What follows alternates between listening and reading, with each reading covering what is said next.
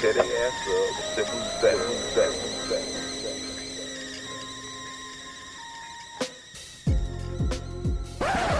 All right, what's good, everyone? Welcome back to another episode of the Offthestoop podcast. I'm Wally Hippolito. We are on season 5 right now, and we got a great guest today. But before I introduce him, I just want to put a little bit about myself. I am not feeling it today, guys. I'm not gonna lie to you. Like I said, we got a great guest, but I am out of it right now. Shout out to the homies at INDULGE. Shout out Jowie and the crew over there. We shot an amazing music video, so be on the lookout for that. We got Justin over here. Justin, what's Jowie's music video called, or what's the song called? Tell him. And it's produced by B1T C1TY. And if you listen to the teaser, you'll know who and what I'm talking about. Make sure to follow them on Instagram. But anyways, I am out of it today because, fuck, man, it has been quite the stressful week.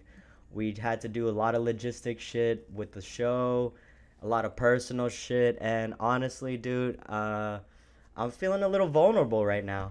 I'm not gonna lie to you guys, and I know I don't say that too often, and I know I always show like this persona of just, I guess, having my shit together, but Jesus Christ, like the last couple weeks and months have just been absolute shit, dog shit, but life is good.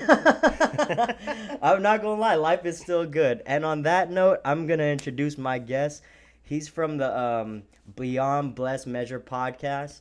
This is my boy Chris Limcaco. How you doing, bro? Man, I'm excellent, brother. I'm excellent. Right on for having me, man. I'm excited to be here, man. Hell yeah. So tell the people about your podcast a little bit. Man, so the Blessed Beyond Measure podcast, bbm.podcast on Instagram. It is a personal development podcast where I really just share a lot of game that's been working for myself, bro. You know, off camera, we was kind of talking about, we just learning about ourselves every single day. So a lot of the shit that I do, you know, like in my own life, I kind of like apply it. And if it's starting to work for me in terms of like helping me out in certain situations, I share it on the podcast, bro. So it's, you know, it's fun, man. It's kind of like I share my little whole process, the whole progress and all that shit, man. Have a lot of fun with it, man. Nice. So I noticed you have a shout out DN, by the way. You have a lot of eclectic guests, like very random. What is your process like when you're vetting people? That's a great question. That's a great question. To be dead ass honest with you, man, I'm down to have anybody on there, bro. So it's kind of like, you know, shit, man. When I had you on, it was just like, remember we just met like probably like a week prior to that. You know what I'm saying? Wild Wings. Randomly, just through mutual friends, right? Type shit.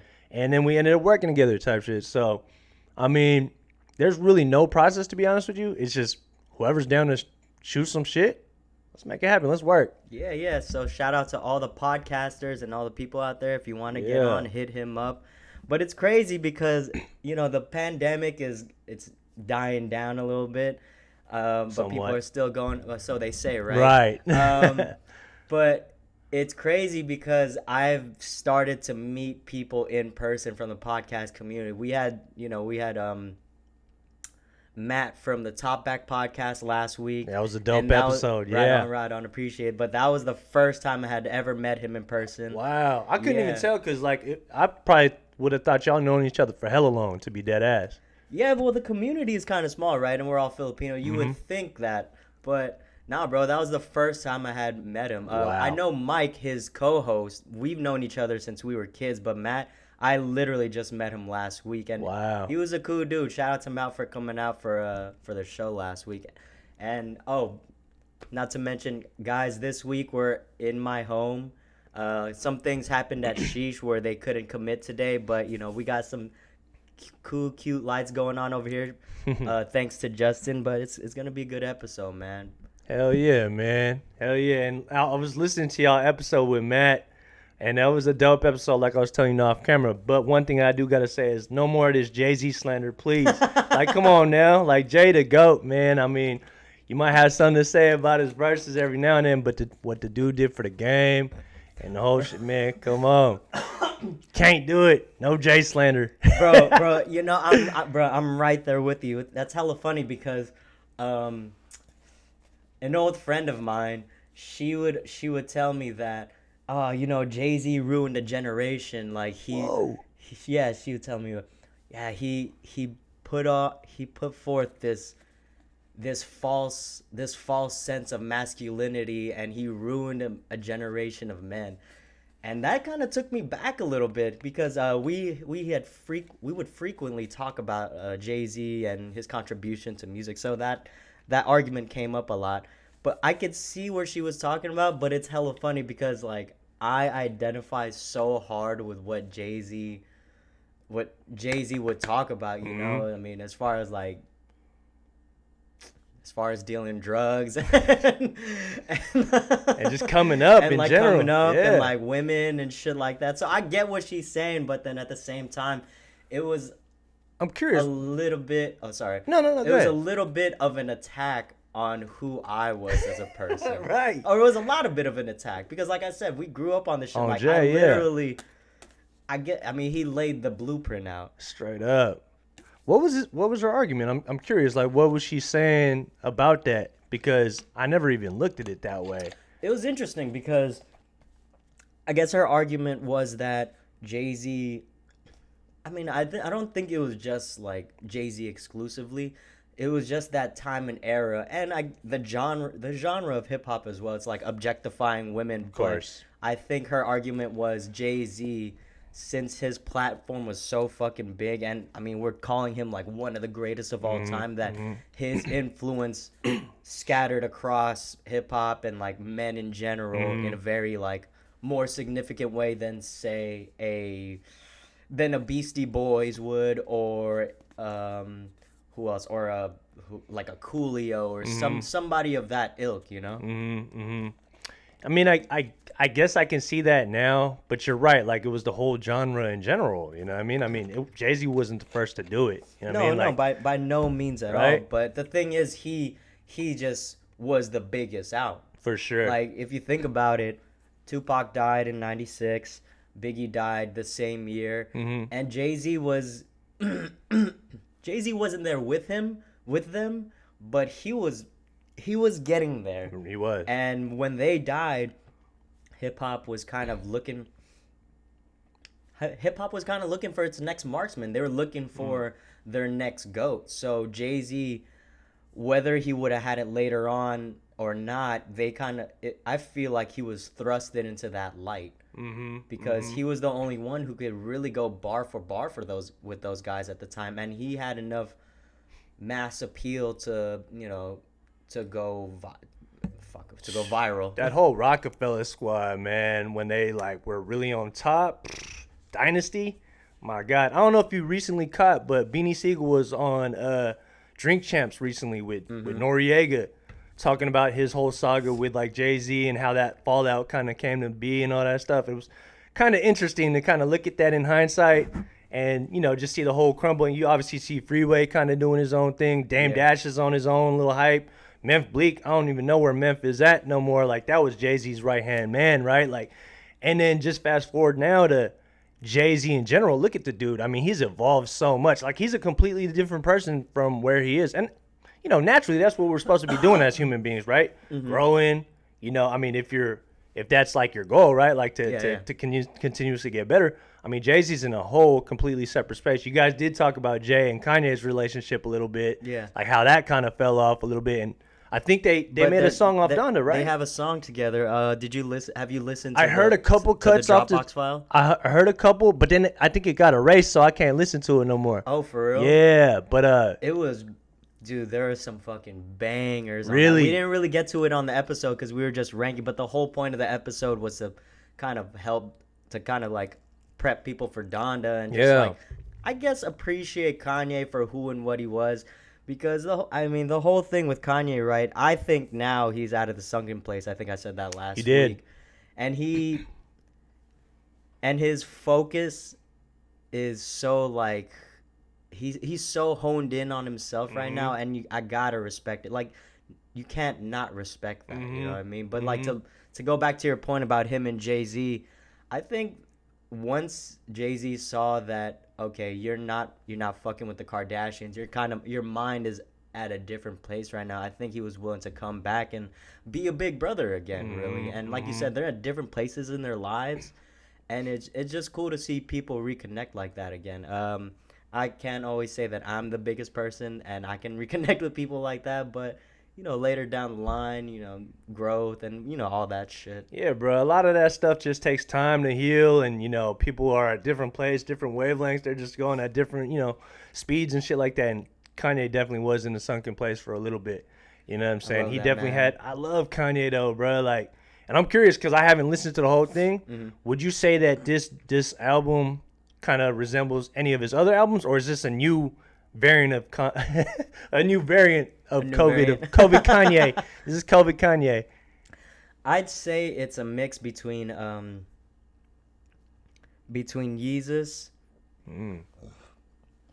Yeezus and Life of Pablo. Whoa. And a little bit of graduation in between. Okay. I really think this album, I don't know if it's gonna be as good as those albums, but you could definitely hear and feel the essence of it. If of course, what we heard was probably like the second or third version of the songs, right? But he's probably on 7, 8, 9th version of those, especially being in the Mercedes-Benz Dome. Yeah, he's doing work in there, bro. You see how much he's spending a day? I didn't know. It costs $1 million a day to live in there.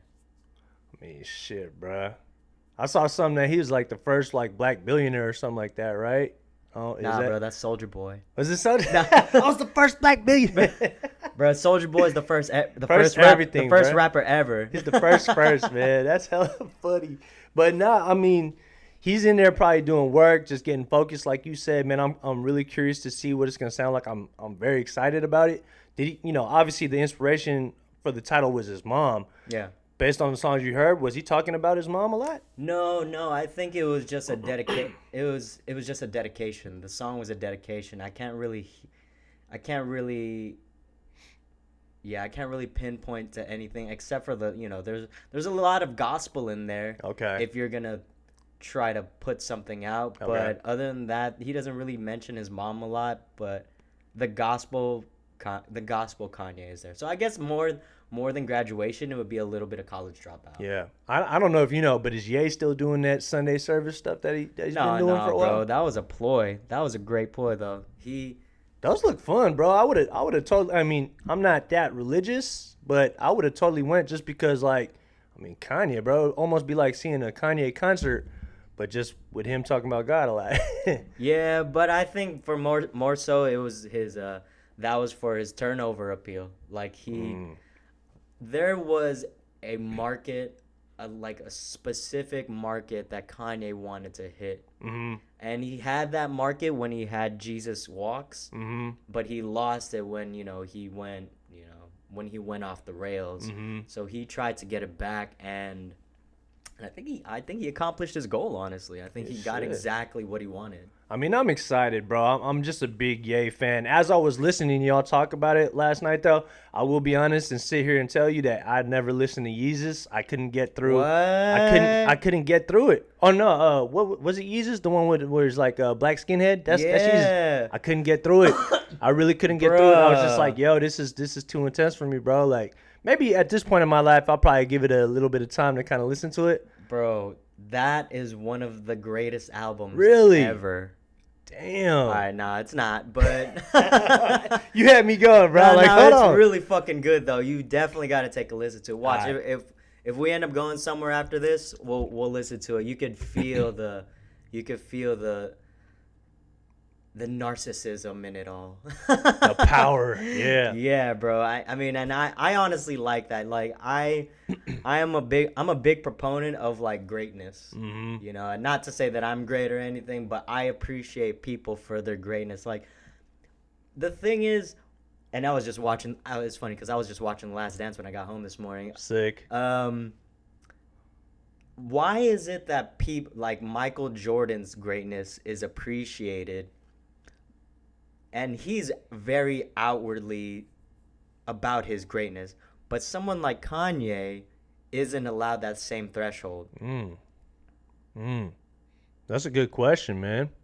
I'd have to kind of process that a little bit more. But obviously, they're two different fields. But I think you're right, man. I mean, look, people are going to be off-put by greatness, especially if you're talking about yourself all the time. Nobody wants to hear that shit. But at the same time, like, if you could back it up with fucking just how amazing you are. Like a Kanye, I mean, how many people have done what Kanye? I clearly just said like he's like the first black billionaire, bro. That's just crazy, bro. Mm-hmm. You know what I'm saying? Like that accomplishment in his own.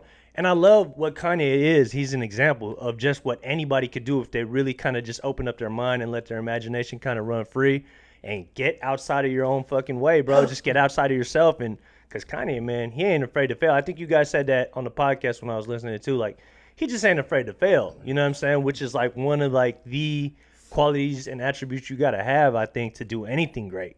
Yeah. You know what I'm saying? Hell yeah. And I think more than looking more than being afraid to fail, I think a lot of people are like afraid to look fucking stupid. Mm-hmm.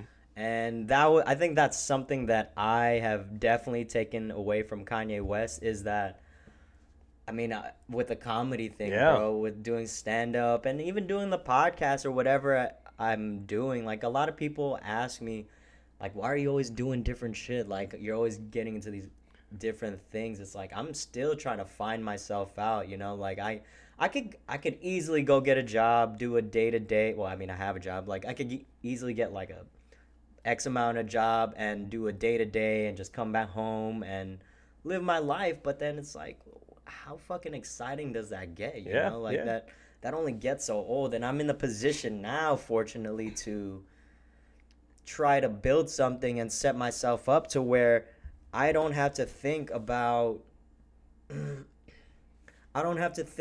like, am I gonna have a good time doing what I'm doing? And all I have to think is, how can I get better, and how can I not speed up the process, but how can I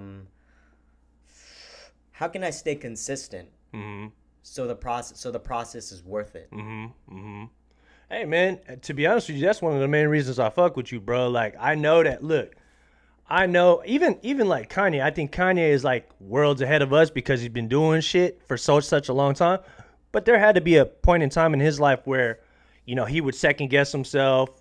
Well, maybe not, because he did say that his mom really infused a lot of that confidence in him when he was a kid and shit like that. But I know myself growing up, it wasn't necessarily like that all the time. You know what I'm saying? I was kind of taught, like, go to school, get a good job, the whole shit, which is like, you know, that's fine, like, whatever. Traditional immigrant shit. Traditional, exactly. So I get it. But in the state of consciousness I'm in now, bro, like, I just recognize that, like, it doesn't necessarily have to be that way. You can really choose what you want to do if you're willing to kind of, like, make the sacrifices, do what you got to do to learn what you got to, you know what I'm saying? To level up and shit. But, I mean, one of the main reasons I fuck with you is, bro, like, you going out on stage, bro, like, we talked about it on the last podcast. So if y'all ain't checked that out, check out the last podcast. We talked about it, and I was just like, I had ambitions of getting on stage, bro, which I might as well do, bro. I might eventually do, but, you know, like, for a long time, what dictated me not doing that was, like, my head. I was in my own head. I was like, oh, yeah, I'm going to do this. But then I didn't do shit. You know what I'm saying? Because of, like, my self-doubt, second-guessing myself. But I think for you, bro, like, you're like, fuck that. I'm just going to go out there and just share myself. And you get a thrill out of that. You refer to it as your crack. Yeah. Which is like, and I get it. You're getting, like, a rush out of that shit, right? Like, and, you know, like, you just revealing yourself, and, like, that's just dope, bro. Real shit. Thank you. That ain't easy, bro. Real shit. Bro, no, it really isn't, and I'm not. Thank you. I appreciate it, bro. It's like I'm gonna set an example. Like, bro, I hadn't done it for like the past 3 weeks. Okay. Because a lot of other projects, a lot of other things came up. All right, sorry about that, y'all. We had a little bit of technical difficulties, but we were talking about. What were we talking about, Justin? Just getting on stage. Yes.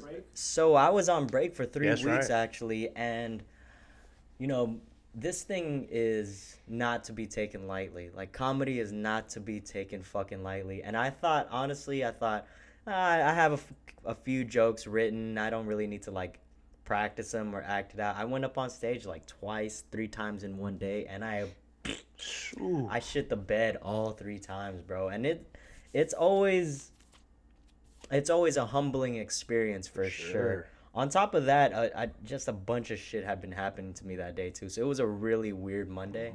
But yeah, for the most part, like, I think when you start doing your comedy, and I mean, I'm not gonna act like no fucking expert. It's like treating the game with respect is like big, you know. And I I know when I bomb, I'm not treating it with respect because I'm not doing the due diligence that it deserves. Right, right. You know? I mean, I noticed that even with the podcasting thing for myself, bro. It's sometimes I'll just kind of freewheel it and just, come off the top of the dome with some shit. And, granted, it's some decent content, but I noticed the times where I take and I actually write shit out, I plan what I'm going to say type shit, and I kind of rehearse it prior to me recording. Man, I just feel like the content is that much better. You know what I'm saying? Because it's already kind of imprinted in your brain. And obviously, the more times you rehearse it, you get that shit down. Yeah. And I can imagine, like, getting on stage, bruh, and you don't feel like you fully got it, like in you to kind of give out to the world. It ain't going to come out the right way. You feel me? Hell yeah. It's wait, so when you are prepping for your podcast, are you talking about for your solo episodes? Yes. Or okay. So, I mean, I do it for when I get people on too. Like, obviously, if it's like depending on who I'm talking to, I want to kind of do a little research on who I'm speaking to a little bit, however I can. Just have a couple questions lined up. But you also know that, like, with our podcast, that shit was just free flow. Like, me and you, because, I mean, you're a fellow podcaster. It's easy, you know what I mean? But, like, when you're getting somebody on there that kind of hasn't done it before, it takes them a while to kind of get loose. It takes them, you kind of want to throw them some softball questions, keep the conversation going type shit. But, it's just all dependent on who you're speaking to. But I think it's an art, bro. I mean, prior to even coming on here, man, in preparation to coming over here, I listened to a couple of Joe Rogan podcasts, bro. And, nice. I mean, dude is just phenomenal at carrying a conversation. Oh, for sure, sure. Like, I mean, he's just so well versed in so many things. And seriously. And what it is his curiosity about everything. Mm-hmm. And it's like what we were talking about with Kanye. Joe Rogan is a lot of the same in his search for knowledge and understanding. He brings, like, a lot like you. He brings a variety of different guests: scientists, athletes, actors, comedians. Fighters, whoever you can name. He brings those type of people on because he's curious about the world, because he knows this world is fucking huge, and a lot of people have a lot of things to offer. But I will say this. Here it comes. I have had a lot of people hit me up to come onto my podcast, which I appreciate for sure. But a lot of those people are just not interesting to me. I feel like, we talked about this earlier, not about podcasting, but just about people who I like to hang around in general, or who I like to have around me. Yeah. If you're not that interesting, or, like, you don't have, like, titillating conversation, something that'll stimulate my mind. Fucking love that word, titillating. Titillating, yeah, right? You sound big boy when you're saying it, right? Titillating. But, yeah, if you're not like playing with my mind a little bit in that regard when we're having, like, a regular conversation, I'm not going to try and bring you onto my platform and not talk about the same, because I'm not trying to fucking interview somebody. I feel it, man. That's essential, bro. Like, I know I do interviews and shit like that, but, like, essentially I only do that so I can meet people, but I want to, like, sit down here and have a conversation with someone. Filipino Joe Rogan, like you said, bro. I mean, that's kind of one of the reasons why I got into podcasting myself, bro. Because I saw that Joe Rogan's just having hella fun with this shit, bro. Yeah. And he's just learning. Like you said, he's learning. He's bringing on Neil deGrasse Tyson, like, hella people that, like, random-ass people. Bro, he brought, like, his Murderer's Row. He brought Michael Yo. He brought Francis Ngannou. He brought Dustin Poirier after McGregor Part 2. Yeah. Then he got Papa Tsianis, a comedian. Then Quentin Tarantino, then bro. He got Quentin Tarantino. Come on, that was one of my favorite ones. That was a great fucking episode, bro. Dave Chappelle. Oh my god, dude. I get man. Well, people probably know, like, I fucking love Dave Chappelle. Seriously, like, dude. He's ascended into something other than a comedian. He's not a comedian. He's like the pulse of the people now, which is insane. Man. Yeah. It's like it's like you're thinking about something, but then, like, if Dave Chappelle says, it's like, oh yeah, I fucking resonate with that shit. Like, usually he's the voice of the people, dude. Yeah. And it's not even what we're thinking. It's just how it's how he feeds it to the crowd. It's such like an articulate and specific way because I think he grew up, his mom was like a teacher and his dad was in politics, so he was already like, his mind was Really stimulated smart. that way. And I just really appreciate like how his mind works and where it goes. It's so fucking nuts. It's amazing, bro. I saw you recently when you were in LA. I saw you post that you missed him at the Comedy Store, bro. Oh my god. God bro. damn. So one day, huh? bro, I was so disappointed because he came up by surprise. Yeah. So the belly room isn't the main room. It's, I don't want to call it the amateur room, but it's like right there. It's for the newbies who are kind of hitting Just it coming off. up. You know, they're coming up, but like their name is kind of out there already. So they're giving people a chance. Apparently, he came into the room and he just asked like, "What's up? Can I get a set?" And everybody gave him his time because you don't not want to hear Dave Chappelle for 45 minutes. Like, what the fuck? And I was so disappointed in myself because I was talking to my boy Felix, and he told me, you know, you're going down to LA this week. You should make your way to the Laugh Factory or Comedy Store. You know, like, I know you're not going to perform, but you never know what's going to happen. And lo and behold, I was trying to buy tickets on the way down there. So I was probably around Bakersfield, and I looked on my phone while I was driving, and it was all sold out. I was so disappointed. Like, oh my god. And then I'm kicking it with my family down there, and then I see the post on Instagram. I'm like, fuck. I would have been extremely disappointed myself. I was really disappointed, bro. Oh my god. And then the next day, Bobby Lee and Bill Burr were there. Bill Burr's the man, dude. Bill Burr's fucking, I love that guy, dude. Funny ass motherfucker. He hasn't done a special in a while, huh? I mean, nobody has. That's true, man. But I mean, Bill Burr, that guy. I mean, the last one I think I saw was it White Tiger on Netflix. I believe that was the one that he did recently. But he has a podcast too. Yeah, I listen to that every so often. I have just him just talking shit, like crazy shit. It's like called Monday something, right? Something like that. Right? He's a funny dude. But overall, bro, I mean, just talking about comedy in general, bro. The thing I think we might have even talked about this on my podcast. The thing I love about podcasts, I mean, comedy and podcasting really, is you're just playing like an observer's role, and you're just fucking putting a comedic twist to it in the way you see it, man. Like you'll come up and tell a joke, but it's from your lenses, it's from your eyes, you know what I'm saying? And you're putting that fucking funny ass twist on it. And Dave Chappelle has literally just mastered that shit. I'm curious to know, bro. I don't know if I asked you this on the podcast. Who are your top five comedians of all time? Yeah, no, that's a great question. It would definitely have to be Dave Chappelle, number one. For sure. Patrice O'Neal. Oh, Trace. Andrew Schulz. Okay. Joe Coy. And then probably Bobby Lee. Wow. Yeah. Wow. Bobby Lee. I honestly hope, and I don't put my dreams out there too often. I honestly hope I will be able to get on his podcast one day, Tiger Belly, because I'll know that I'll have like made it in some way or form. For him to be interested for me to get on his show, it's like, for me that would be big. Yeah. And not saying I'm hanging up my entire career on that, but that's how that's a goal of yours. That's a benchmark. For sure. Because he's just like, he's a huge fucking inspiration, bro. Yeah. Him and Joe Coy, like, I mean, even before that, Bobby Lee was on Mad TV.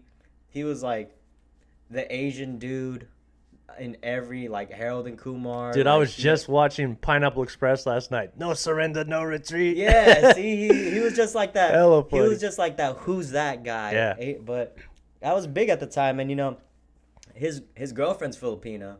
She's baddie. Yeah, and it was funny because I always listen to him. He always identifies as more Filipino than he does Korean. Really?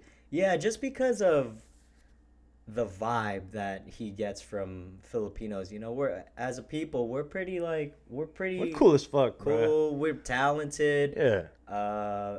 and we're super chill. Whereas the Korean, I don't want to put Koreans out there like that. Super traditional. Like, they're strong culture. Exactly. And we got a little bit of that too, but I think our generation definitely is starting to. It's a little bit more loosened up in a way, though. For sure. But then for the most part, as a culture, Filipinos are like very like outwardly expressful. So I think he identifies with that a lot. And the talent out in the Philippines and just like even around here is so big, but it just sucks that it's hard to get people to galvanize people to like come for a cause, and it's not just predicated on Filipinos. It's people don't want to hop on your cause until they see that you're actually successful, and that's so fucking unfortunate, bro, because it should be the opposite. I know, like they should be like helping you prop up now, and obviously you give your thanks later, but it is what it is. It's and I feel the same way, bro, and sometimes I get a little down on myself and frustrated where I'm like, damn, I mean, people are fucking with me with my podcast for damn sure, right? Just to give an example, like people fuck with me for sure, and I've had so many people reach out to me and really just like commend me on some of the shit, and I'm not even trying to pat myself on the back. I'm really just trying to give an example here. You got to though. Yeah, you do. You got to be a fan for yourself, right? But at the same time, like, there's some people that like I knew in my support system that I was thinking, oh, for sure, my family finna fuck with me. Like my my brothers, my homies finna fuck with me for sure, and they ain't really, I mean, the support really ain't there. Not to say that they like rooting for me to lose type shit, but you wouldn't think, they ain't reposting my shit. But you know what though, bro? I ain't gonna let none of that shit stop me, bro. You know what I mean? Well, the thing is, that it's fucked up because, like I said, they're kind of holding. They support you. They're holding on like this. Yeah. They're like, we're gonna see if you're gonna make it or not. Are you really gonna commit? Are you gonna be really full-time, or is this just a hobby type shit? Yeah. Exactly. But the thing is, your biggest supporters are not going to be your family and friends. And that's not just that's for anything, really. And the only way you make money, and not just in podcasts or whatever, is people that are not even in your radar. Right, straight up. Bro, my biggest supporters are honestly like other podcasters and people from other states. Like, bro, I have people like DMing me from like Germany and shit, and like other countries, and I'm just thinking to myself, holy shit, dude, like I'm nobody. Like, put it very simply, I'm fucking nobody. Yeah, we're just regular folks, bro. Regular people just trying to talk, but it's cool to see that people from the outside are like, hey, I really appreciate this. And like I was saying off camera, like I don't even know if I put good content out there. On some real shit, bro. I don't know if I put good content out there, and I don't even know if I like putting that shit out there. But I'm just like, people fuck with it. It's just the fact that I enjoy it. Yeah. You know what it is, bro? What I think, and I've reflected on this a little bit from time to time, bro. I think that, like, people are going to fuck with you because they can connect with you. You might, they might see you and be like, oh, this motherfucker looks like me. He kind of speak the same language. Like, we in the same age group. So it's going to resonate more than it would with, like, somebody that's kind of, like, on a different playing field type shit. Or just, like, honestly, bro, like, your voice, like, your energy can connect with somebody. You know what I'm saying? It's a vibe. Like, so that's how I look at it. I'm like, bro, like, I know that I'm not going to be able to please everybody with my content, and that is not the goal. My goal is to really just be myself, have fun with this shit. Like I told you earlier, just share the shit that's working for me and worry about the people that fuck with me, not necessarily about the people that don't fuck with me. I'm like, if they come along, so be it. But shit, bro, y'all better hop on the bandwagon right now because we just trying to put together a winning team. I'm always trying to stay around people that are constantly doing shit. Like, I fuck with you because you constantly doing shit, bro.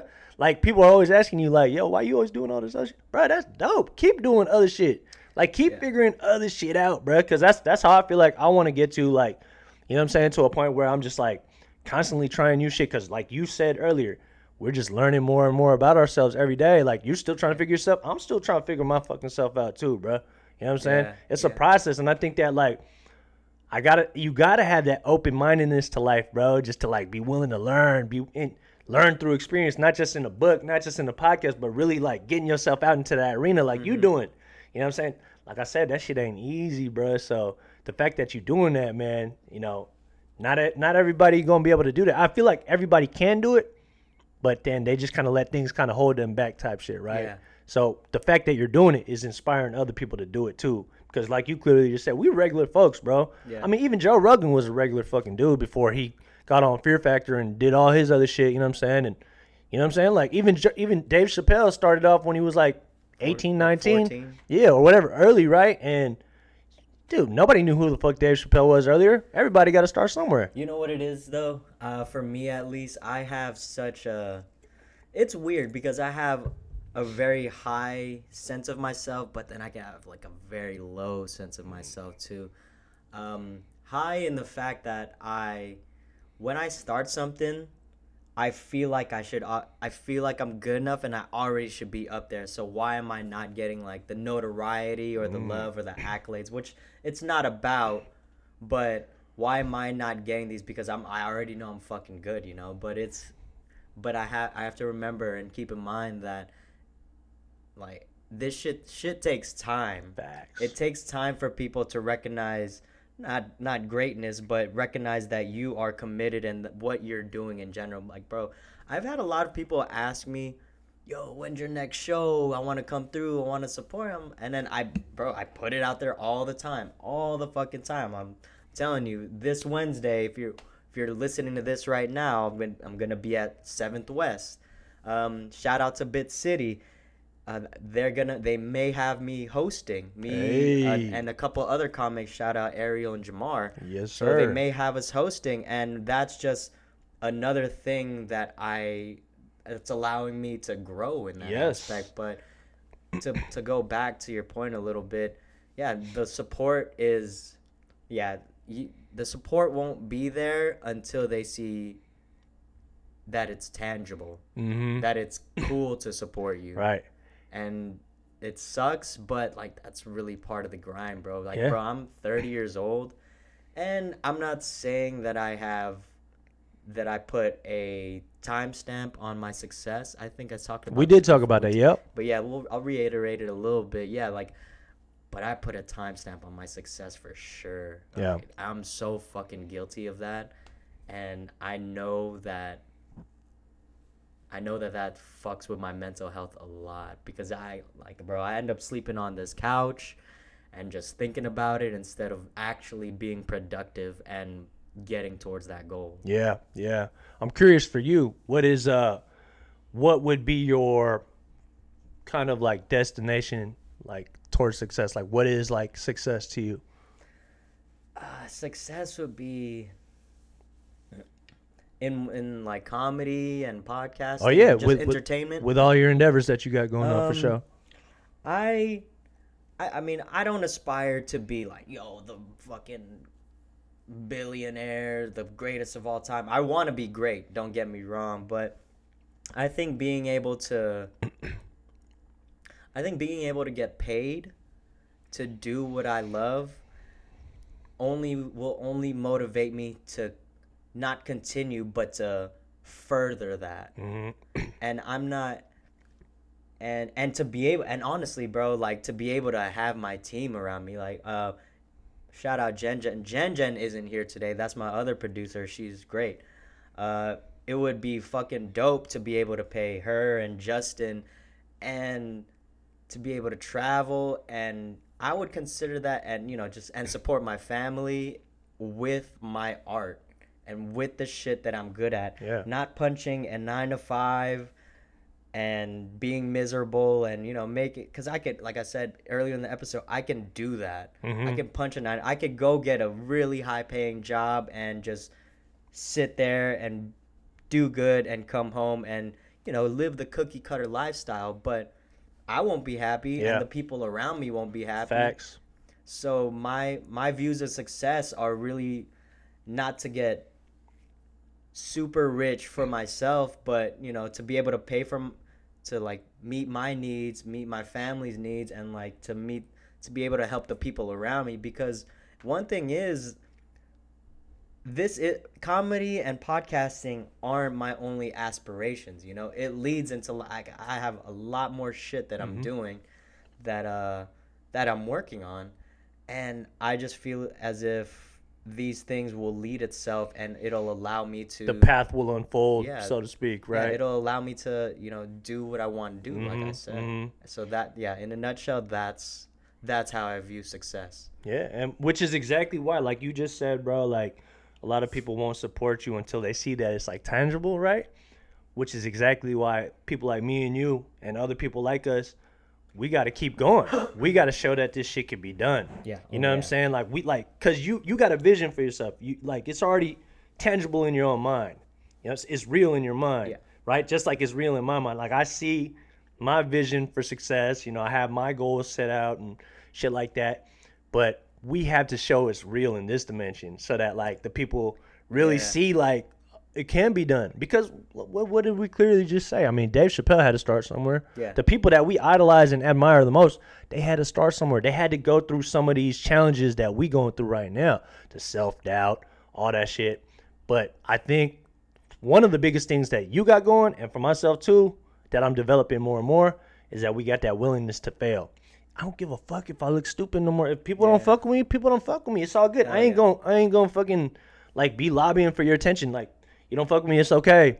I'm not gonna let that like deter me from doing what I need to do, what I envision for myself. You know what I'm saying? So I think that's like probably one of the biggest things, but that's also one of the biggest motivators for me is like, yo, if people don't believe in my shit right now, I have to keep going. I have to show it could be done. It's like, even if I die trying type shit, you know what I'm saying? I'd rather, you know, get to the end of my life, you know, at least aspiring or, you know, trying to do what I'm trying to accomplish, like, and rather than not, you know what I'm saying, and live a dormant type of lifestyle. Yeah, you know what I'm saying? Sure. No, for sure. And also to add to that,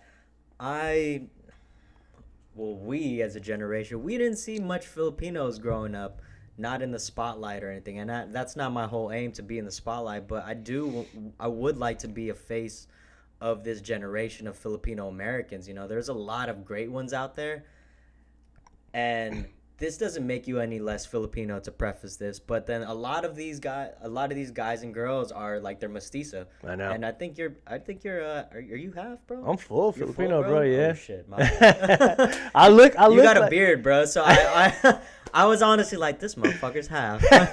Hey, I get that all the time. People come up to me, talk Spanish to me and shit. I'm like, nah, Bro, English. dude. Okay, now I'll get to a story in a little Yeah, bit. yeah, But, no, I just feel as if, you know, and like I said, this doesn't make you any less Filipino if you're half Filipino, but I would like to see more full Filipinos, you know, in not even just in comedy but just in general. Just have getting the spotlight. recognition, right? I think, I don't know his name, but there's a guy on a TV show. I think he's a gay Filipino supermarket.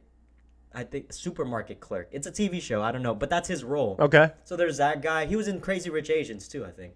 There's that guy. There's Andrew Arolfo. Shout out him. A great up-and-coming Filipino comedian. If you haven't watched Joe Coy's special of him in the Philippines, definitely check that out. He's on there. And yeah, I think Pablo Torre from ESPN is full Filipino. Hey, okay.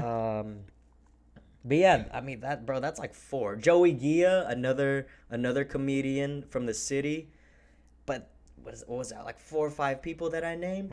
And we could name a bunch of Filipinos like Joe Coy, Dave Bautista, Shay Mitchell, and Manny Pacquiao. Coming up. Oh shit, fuck, the Pac-Man. And then you got Rob Schneider. Like that's 5 off the bat. That's just easy household names. But I want to honestly be a face of like Filipino Americans like that. Yeah. To, you know, just to show people for the that people, shit, yeah. like put on for the people, for man. our culture, bro. For the culture. We we really deserve got that shit. We really got a dope culture, bro. You know what I'm saying? I mean, it's complicated to people probably that don't know like what the Filipino culture is. You know what I'm saying? But it's simple to us, and it's a beautiful thing. I mean, I was raised around a lot of love, but it was also complex because, you know, the dynamics of my family were really different. You know, mom and dad. Well, first of all, it's crazy. I don't know if I had mentioned this to you, but both of my sides were different religions, so it's like different ass. Like it's a conflict. Is it Muslim? Nah. So I have so my grandma is like devout Catholic on my dad's side, and my grandma on my mom's side, devout Jehovah's Witnesses, bruh. So, like, What? you know, when my mom and dad broke up early when I was a kid, and I would go over to my mom's house, it was crazy, bruh, because, like, my grandma would be stuffing, like, Jehovah's Witness pamphlets in my backpack, and I'm coming to the crib. I'm just a little kid, you know, in my backpack. My grandma see the other shit, and she's like, what the fuck is this? And I'm over here like, I don't know. So I'm like growing up low-key confused about that shit. But at the same time, I think that like that happened for me specifically to kind of find my own spirituality, bro. Because like if I had to identify with, and not to make this a religious conversation or anything like that, because, and I will get back to the cultural. We could go there, bro. We could. Like I don't mind having these conversations, to be dead ass with you, bro, because you know it's such a sensitive topic for a lot of people. Fuck it. Yeah, if you want to, bro, we can certainly go here, bro. Well, just go ahead. I would just say that, like, it really, I feel like looking back at it now, I used to look at it as such a confusing thing, but now looking back at it, especially where I'm at spiritually, like with my relationship to all that shit, is different now, bro, because it kind of led me to this direction. Whereas before, I used to practice those, like, religious, like, you know, habits and shit like that, the religious practices, going to church. I don't do that no more. Not to say that like it's wrong or whatever. I don't know. I'm just really trying to clear the canvas, bro. Really start like fresh with my shit. Find my own beliefs. Trust the energies of the world type shit. And it hasn't led me astray so far, bro. You know, just really kind of leaning into myself more, trusting about like the direction I'm going into. And I'm still open to what, you know, Jehovah's got to say. I've had conversations with my family on that side. I've had conversations with my family on my dad's side. And, you know, everybody got their own agenda, right? Yeah. You know, all religions can kind of have their own little agenda type shit. So do you believe that there's one God, or Shit, I believe we're all God, bro. I believe you're God. I believe I'm God. I believe that, bro. Like, we all connected to one infinite source, bro. Whatever you want to call it. You can call it Allah. You can call it Jehovah. You can call it God. Shit, I don't even know if that's true. Like, I don't really even have a belief. I'm just trusting of whatever it is, bro. And I'm in respect of a higher power of whatever sort that is. You know what I'm saying? Yeah. Well, I definitely get your point. And I only ask that because I think like but I think the praise of deities is definitely what fucks up a lot of society, because you're so honed in on what this one person is saying about a higher being that you aren't allowed to think your own way anymore. And it kind of like avalanches into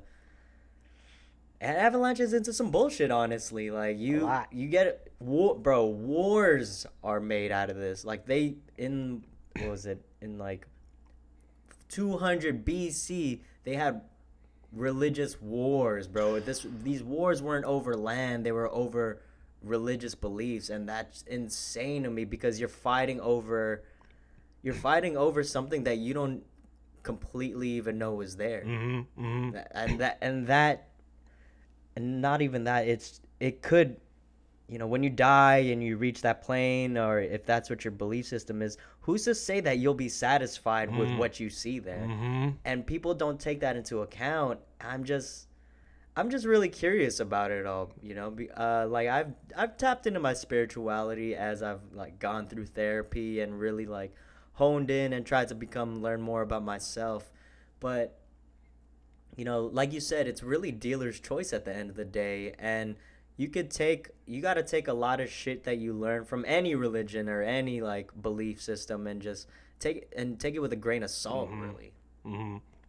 I agree, man. And I think it's you know, everybody got their own personal beliefs, and I never want to attack anybody and say I'm right, you're wrong, this type of shit, right? Like, I respect everybody's belief system, and I would just, the only thing I would say is just like, if you're like if there's those people out there that practice religion and they're extreme and they're trying to push that agenda, or they even get violent, like you just kind of referred to, I can't fuck with that. I think that's wrong. Like, yo, believe what you want to believe, just don't harm other people in the fucking process, or don't like fucking try to like, you know, hypnotize other people type shit, you know what I'm saying, to get them to follow your word type shit. And, you know, I feel like probably the biggest thing that I kind of realized with religious practices is that, like, first, it's agenda driven, and oftentimes the agenda revolves around money.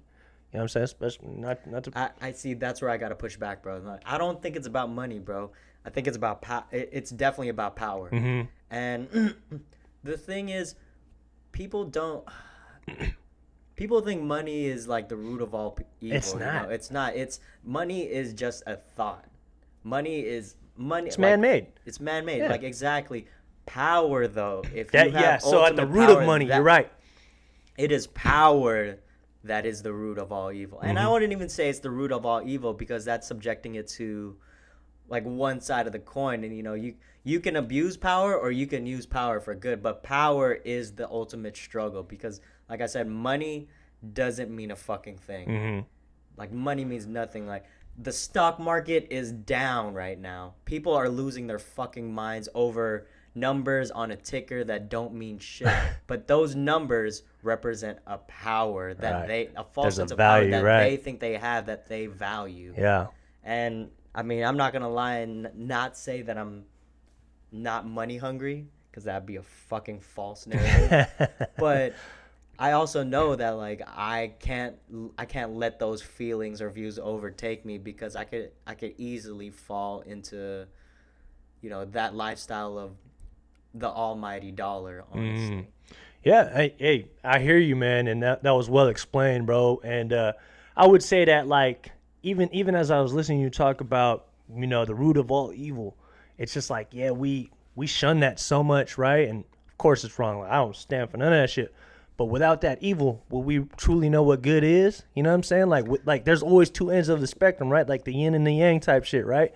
So it's like, although it's like such a bad thing, right? Nobody wants to associate themselves with no evil shit, right? Unless you're an evil motherfucker. But, like without that shit, will we know the highest good? Okay, but I'll say, but what is evil, bro? I know. Okay, see this. That's again, a good question. But I don't think there really is good and evil. I think the world just is what it is. I'm right there with you, bro. Like, I mean, of course, there's the extremes of like fucking killing somebody. Of course. That's an evil in itself. But I don't think there's good and evil. It's just the fucking world. Good shit happens to you, bad shit happens to you. But like the constant is just shit keeps moving forward. Mm-hmm. So whether you ponder on that thought of good or evil or not, that's what's gonna dictate, I guess, how you live your life. Yeah. And like Moral what it values, does. whatever the fuck, exactly. your direction. So I think that whole argument of good and evil, it's very it's not of this generation, because you could always find the good. You can always find the good and evil. Like, they say, one of the commandments is thou shalt not steal, right? But what if you gotta steal? What if you gotta steal a loaf of bread to feed your family? So you always got to find those little moral. I know moral compass. What might be evil to us might not be evil to someone else because of what they got to do, right? Like a terrorist, like a Muslim. I hate to throw this shit out there, but like a terrorist, with like Muslim values, where they're like a suicide bomber type shit. Like they're doing it for their religion because that's what they grew up to believe. Like they believe they're doing it for their good, right? They're like killing themselves or whatever the case might be for their good. But to the people that are like, being victimized in that situation or being held hostage, whatever the case may be, like that's evil. You know what I'm saying? So I guess what I'm saying is, bro, like I'm just like completely open to like everything learning. Even what I'm saying right now, I'm open to it being wrong type shit.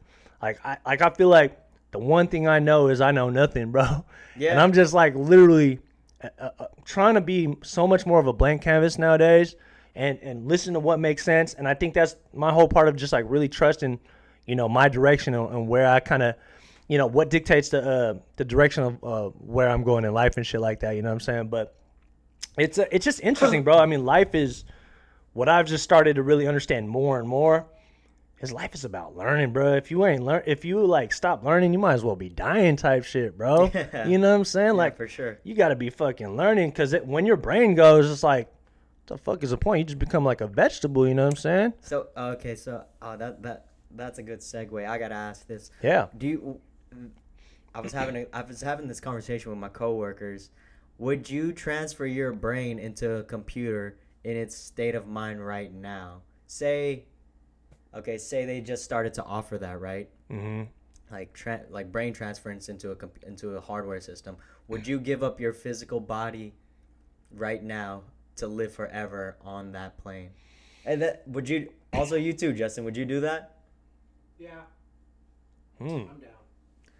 Your physical body right now would be gone forever. Yeah, bitch, I got asthma. Oh yeah.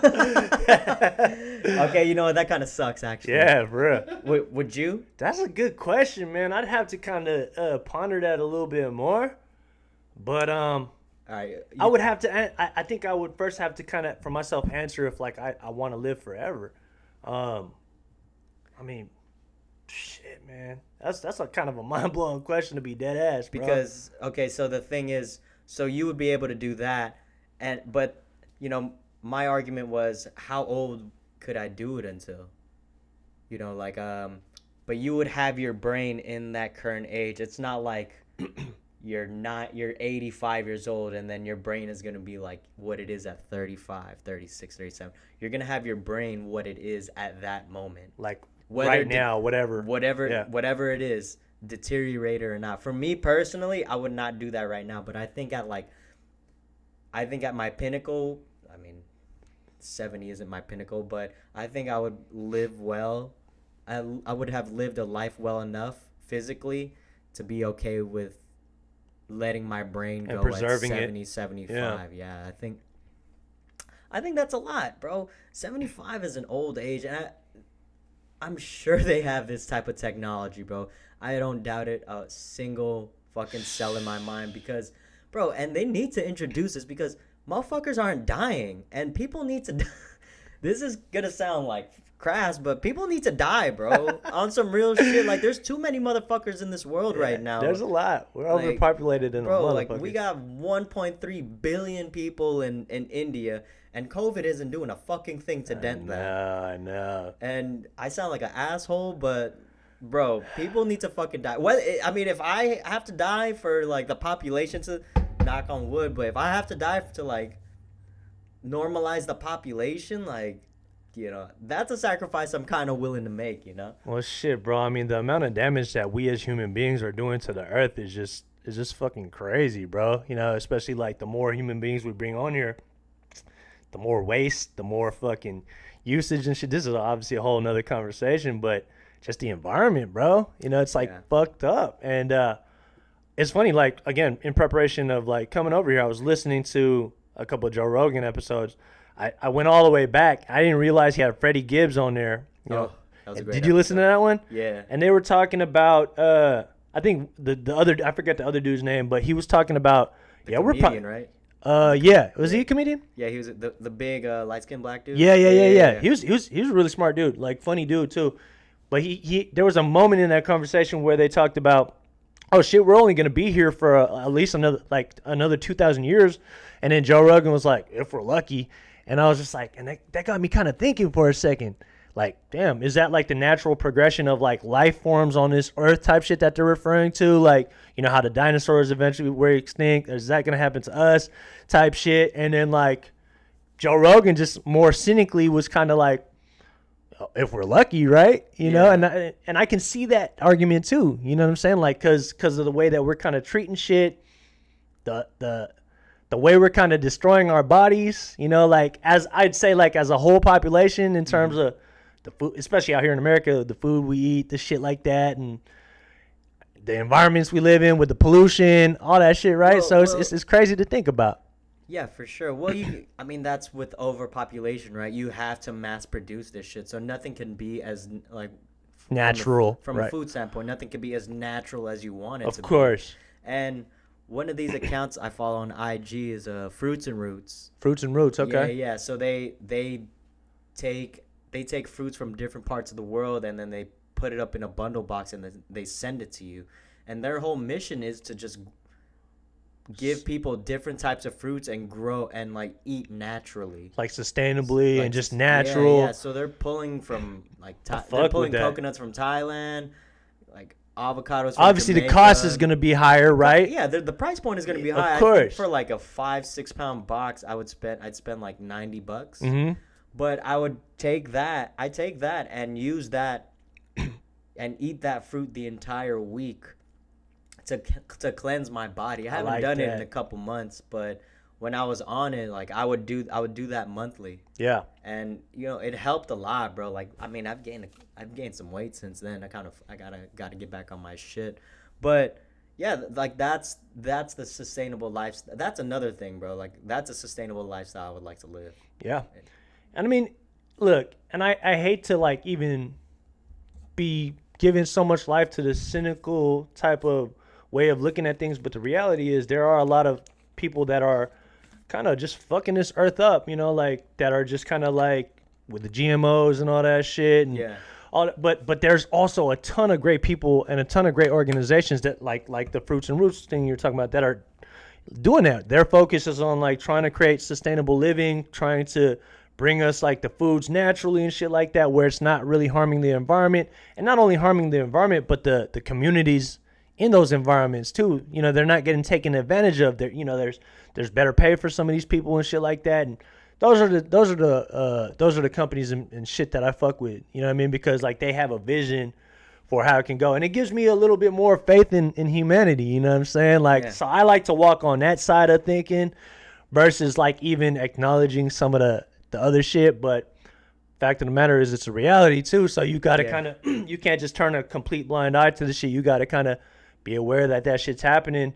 And, it's just a process, bro. I'm not going to be here, I mean, tomorrow's not even promised, bro. I may not even be here tomorrow. You know what I'm saying? I think a lot of times, like myself personally, and a lot of us, we definitely are guilty of thinking that like the sun will rise tomorrow. I will be here tomorrow. It typically does, but at the same time, like nothing's ever really guaranteed. You know what's fucked up? I am. I went to a funeral a couple weeks ago, and funerals, and it's very it's those moments where you really think about it on your life, and it's an eye opener. And even prior to that, I would always think about my death. Wow. And I don't. Go ahead, because I'm going to add to this. I don't think about it in a way that is morbid or... No, I don't think about it in a way where because I know I'm going to die. The only thing I think about in my shit, especially because I feel like I'm going to die young, I think to myself, damn, my friends better have some good shit to say about me when I'm dead. Right. Bro, that is... Because, it's fucked up, but that's all I think about. I'm like, these motherfuckers better have some good-ass shit to say about my life or to say about me. Because with the funeral I went to, and I'm not going to put it too much out there, like, not a lot of the friends kind of left the mom and the aunts to, like, they were Filipino, so they couldn't say a lot. And I just thought to myself, damn, these motherfuckers better have like 30, 45 minutes of material for me. And like, you better have some good shit. And then I just thought, damn, that's probably not what I should be thinking about when I'm dying. But yeah. That's so crazy how you brought that up, because that's something I've been kind of like sitting on a lot recently, man. It's like, what is my tombstone going to read when I pass, bro? You know what I'm saying? Like, what are people going to say about me? Are they going to say, and what do I want people to say about me? You feel me? And look, let's not get this mistaken. I'm not living based off other people's opinions, but I do want to make a contribution to this earth before I pass, bruh. Yeah. I want to have some sort of a legacy where I'm remembered as like doing something, good for mankind type shit. Like, for sure. You know what I'm saying? I'm not gonna be able to. You want to leave your mark. Yeah, I want to. I believe we all got gifts. We all got something to give. Mm-hmm. And I think the whole entire process of life is to learn how to give that shit and give it. And the reason why we're still here is because we still got gifts to give. We got to empty the tank type shit. You know what I'm saying? Yeah. And I feel like, what is people going to say about me after that? You know what I'm saying? Are they going to say this motherfucker, fuck this motherfucker type shit? Or are they going to be like, man, Chris, he lived life with integrity. He did this, he did that. You know what I'm saying? Like, I thank him for this and shit. And like, dude, you know what mine's gonna be like? I already know. My my funeral's gonna be like, yo, I hated this motherfucker. I loved him, but I fucking hate it. Yeah. I think I leave that taste on a lot of people. Like, people love me, but then they don't like me. It's because I don't know why. Like, I used to be fucking mean, and, you know, I'm still an asshole, but, like, I used to say some wild shit. Really? Some wild shit that, like that damages people. And I'm not saying that, like, because I'm trying to wear it with a badge of honor, but I already know that it's like, oh, people love me, but they don't like me it's probably going to be a roast fest, or just people coming up like, yeah, this motherfucker was a dick, but he was cool sometimes. Now I'm curious, how do you want to be remembered as? See, that's the thing. How do I want to be remembered? I don't know. I feel like I'll be remembered very opposite. That I was super chill, and that I was. Oh, you know what? I know for sure people aren't gonna say that I wasn't about my shit. Mm-hmm. That's the one thing I know people are not gonna say about me, is that this guy was That's not about it. You know what I mean? Yeah. And, like, cause I'm definitely a person of my word. Like, when I say something, I'm gonna do something. Like, I'm gonna pull through with it. You know, whether it's like doing the comedy or trying something new or coming through and figuring something out. Right. Like, You stand on your word. I stand on my word, and, like, my morals are very high in that regard. Like, and I'm saying all this shit like I'm an asshole and stuff, but, like, in hindsight, bro, like, I just say the truth a lot. Yeah. But the thing is, I don't deliver it in a way where I'm It's nice sugar-coated, about it. It's not sugar coated. No like, beating around the bush. You direct. I'm very direct, Yeah. and a lot of people aren't.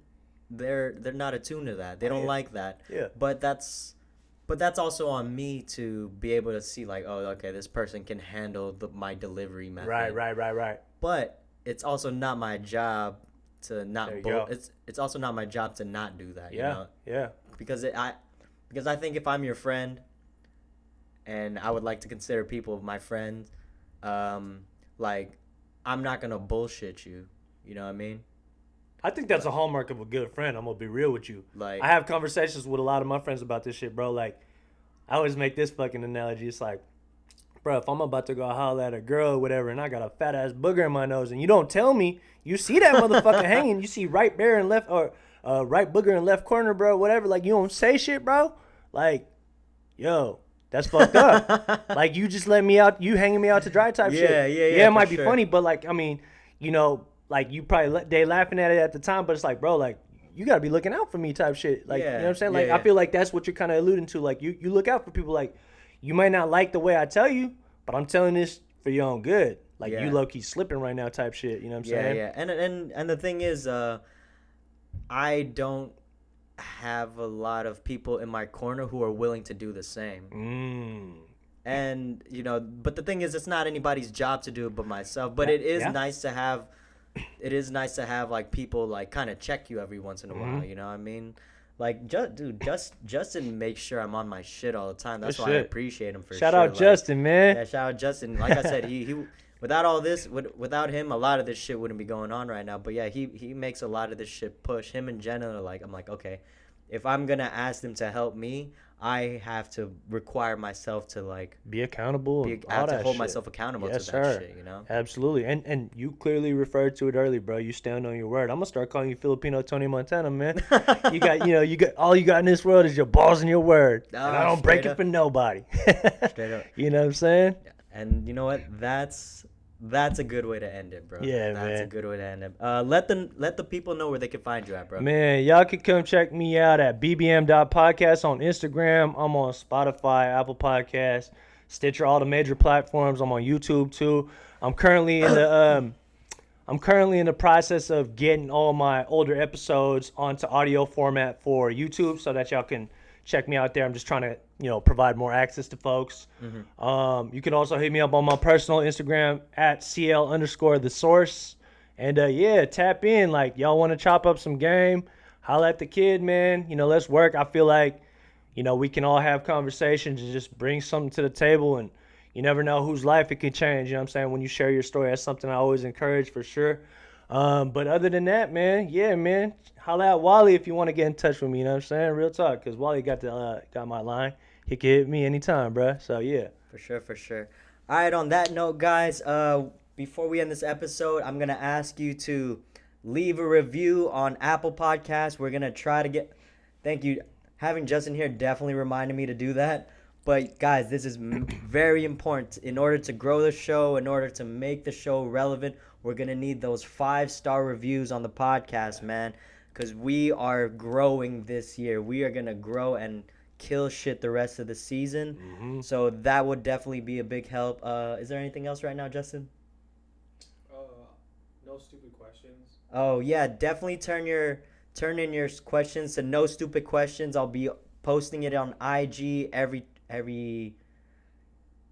Thursday for the next week. So definitely be on the lookout for that. What is our no stupid questions at gmail.com, or you can directly comment on IG as well. What else? Oh, I'll be at 7th West this Wednesday, August 3rd. 4th? This Wednesday. This coming Wednesday. Yeah. 4th. I'll be at 7th West, August 4th this Wednesday. I'll be at Alameda Comedy Club, August 5th on Thursday. I'll be at Neck of the Woods on Sunday. Hey. August 8th. So yeah, man, check me out there if you want to see my stand-up. And that's going to be it for this week's episode of the Off the Stoop podcast, guys. Make sure to like and subscribe. If you're watching on YouTube, click that the subscribe button, like the video, share that shit. Shout out to Chris for coming. Shout out to Justin. Shout out to Jen. I know I've been doing a lot of shout outs.